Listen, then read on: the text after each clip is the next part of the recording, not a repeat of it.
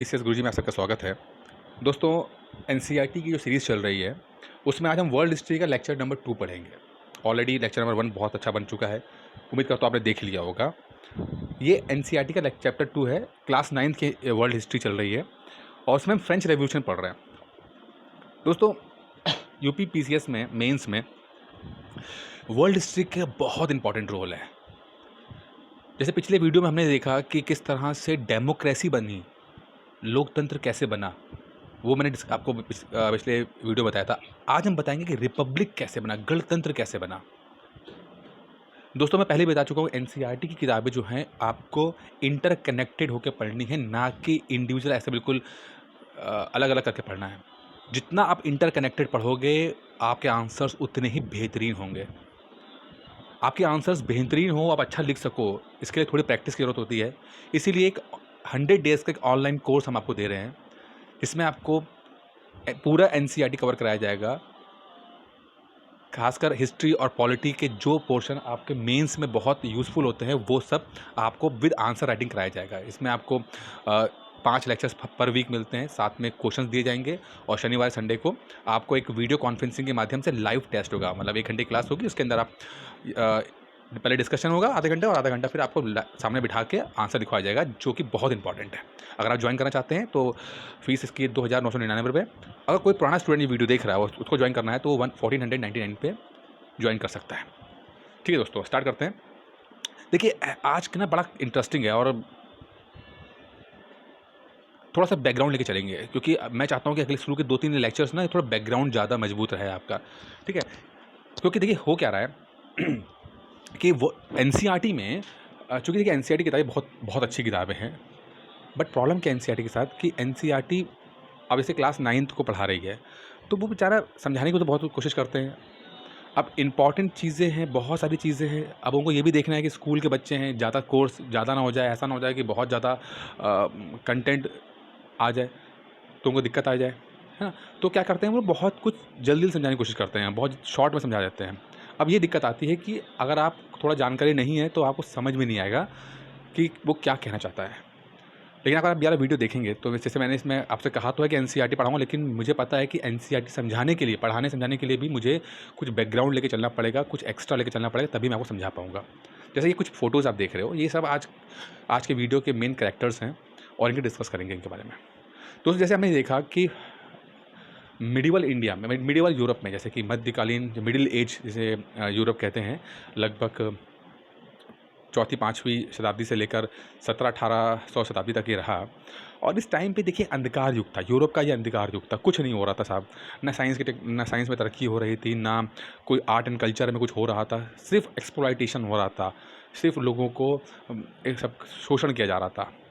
जो बुरी सोसाइटी थी वो 3 हिस्सों में बटी हुई थी, जैसे मैंने पहले बताया था आपको।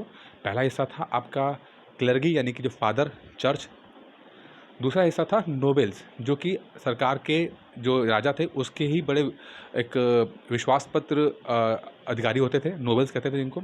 और तीसरा होता था पीजेंट्स, यानी कि किसान, जो कि बेचारे 90% तक की पॉपुलेशन उनकी होती थी और सब कुछ उनके ऊपर होता था। जहाँ पर पादरी और नोबेल्स कोई टैक्स पे नहीं करते थे, जो किसान है बेचारा सारा टैक्स पे करता था। यहाँ तक कि फादर भी अलाउड थे कि वो टैक्स उनसे ले सकें। तो सारी पावर, चाहे आर्थिक पावर हो चाहे राजनीतिक पावर हो, वो फादर को और या चर्च को और नोबेल्स के पास थी, लेकिन पीजेंट्स या जो टैक्स पे करते थे उनके पास कुछ नहीं था। ये मिडिल एज है और या मिडिवल यूरोप का समय था, डार्क एज भी कह सकते हैं इसको। ठीक है, इसी बीच में क्या हुआ दोस्तों कि वैसे भी एनसीईआरटी में ये वर्ड आया नहीं है जब हम ये पढ़ रहे हैं, लेकिन आपको समझाना बहुत ज़रूरी है ये। हो सकता है बाद में ये वर्ड आएगा, लेकिन जब आप मेंस में पढ़ोगे तो बहुत इंपॉर्टेंट ये आना ज़रूरी है, मतलब वर्ड आएगा। पहला वर्ड है रिनेसे। रिनेसे क्या हुआ था दोस्तों, या इसे पुनर्जागरण कहते हैं। एनलाइटमेंट, दो शब्द है, रिनेसे और एनलाइटमेंट। इसको हम पुनर्जागरण कहते हैं, रीबर्थ, पुनर्जागरण। देखिए पहले रिनेसे आया, उसके बाद एनलाइटमेंट आया। अब देखिए एक वक्त आया जब 1400 और 1500 के टाइम पे, उस समय इत्तेफाक की बात यह है कि एक ही टाइम पे कुछ बहुत ही समझदार लोग पैदा हो गए, जो थोड़ा सा सोचते थे, थिंकिंग क्रिएचर थे, सोचते थे, समझते थे कि यार ये क्या है, क्या बुरा है, क्या सब सोचते थे। और इसी बीच में जो राजा था, राजा के योगदान के या राजा के सपोर्ट के साथ थोड़ा-सा ट्रेड स्टार्ट हो गया, व्यापार शुरू हो गया, ख़ासकर कि दूसरे कंट्रीज़ पे, जैसे कि इंडिया के लिए रास्ते खोज लिए गए, यूरोप के अमेरिका के रास्ते खोज लिए गए। तो कुछ इंटरैक्शन भी हुआ अलग-अलग डिफरेंट कल्चर के साथ।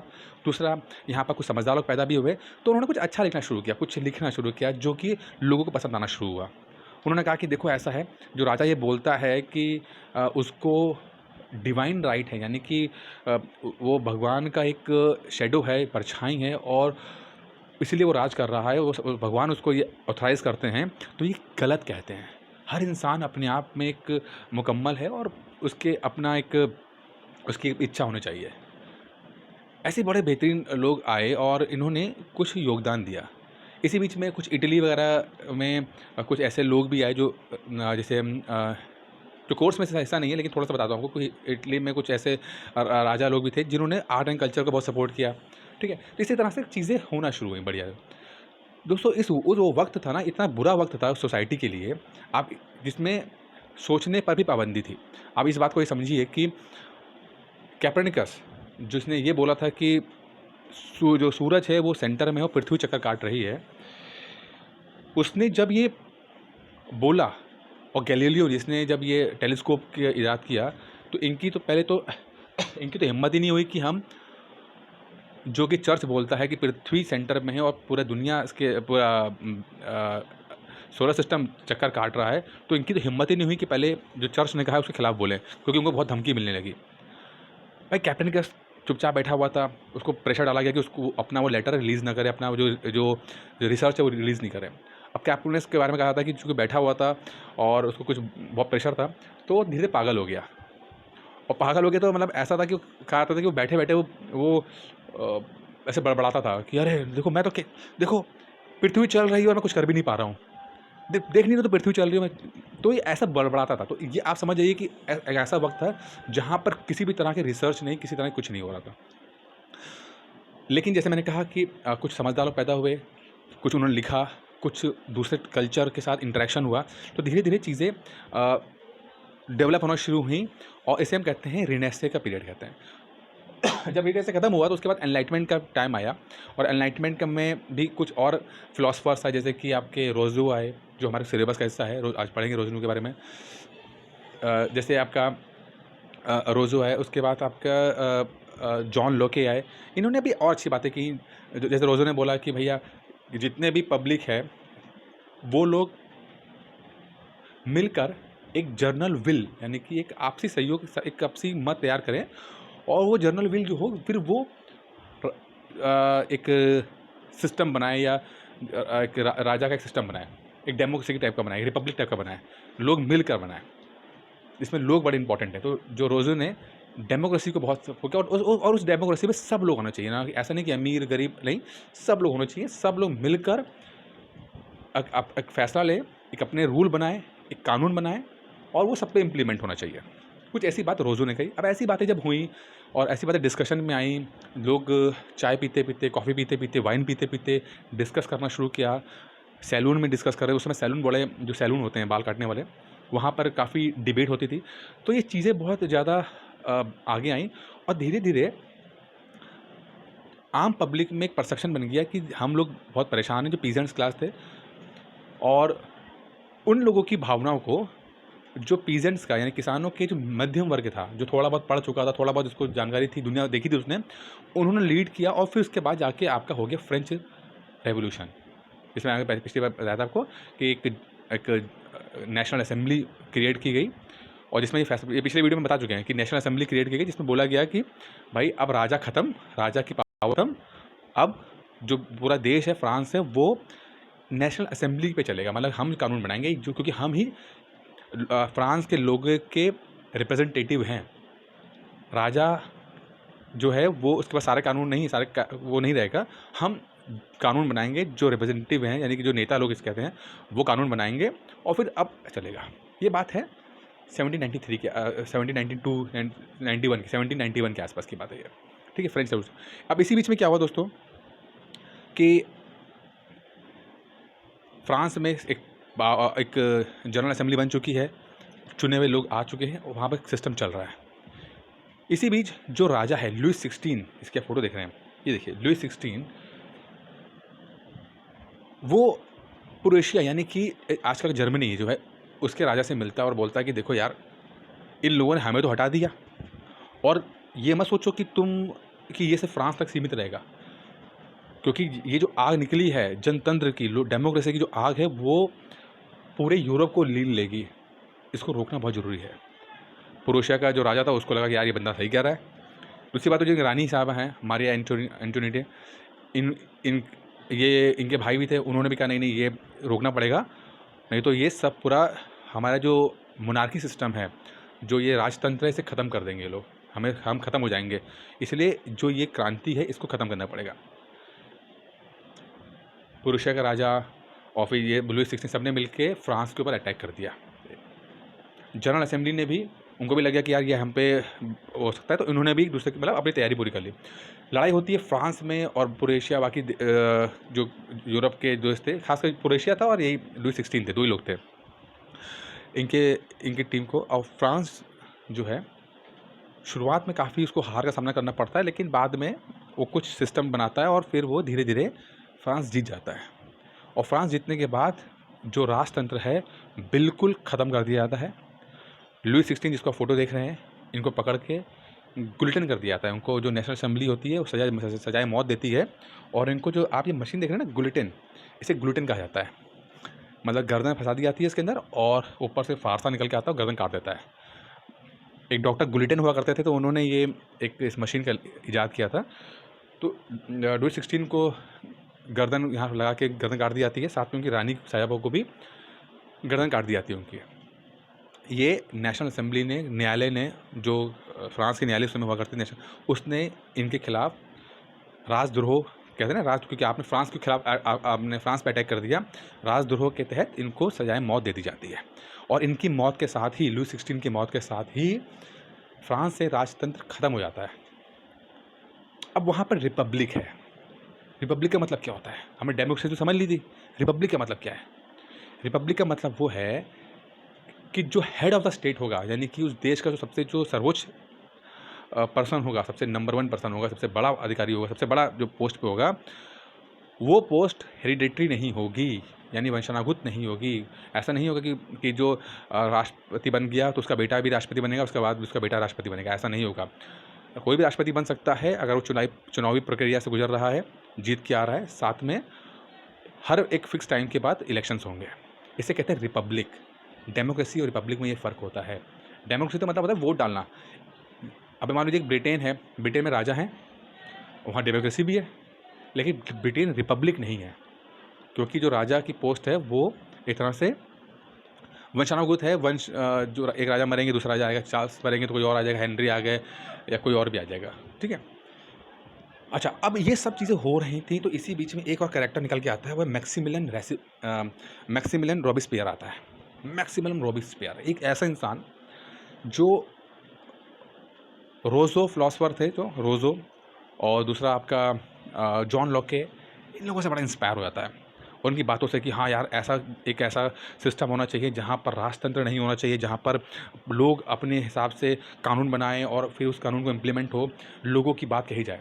ये बड़ा इंस्पायर था, थोड़ा बहुत उनसे इंस्पिरेशन था, लेकिन थोड़ा सा ये हुआ क्या कि जब रॉबिस्पियर को पावर मिली, जब एक जनरल असेंबली ने इसको थोड़ा पावर दी कि आप सारे काम निपटाओगे, तो ये थोड़ा कट्टरवाद की तरफ चला गया।